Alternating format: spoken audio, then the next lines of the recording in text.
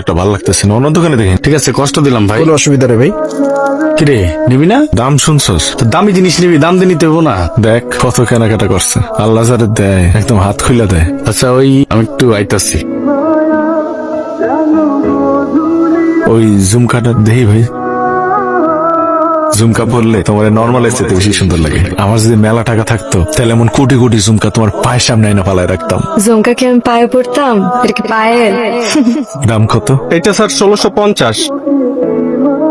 এই নে, এটা কি? হানিয়ামের ড্রেস। কিন্তু ভাগ্যবান, তোর একটা বোন আছে। আমার কি বোন আছে? আমার বোন থাকলে আমি দিতাম না? তোর বোন কি আমার বোন না? না, আমার পক্ষ থেকে আমার বোন আমি দিলাম। নে, এই কেনাকাটা কিন্তু বাকি এখনো। চল খালাম্বার আর দাদার হোটেলে চল। ছাড়, চল।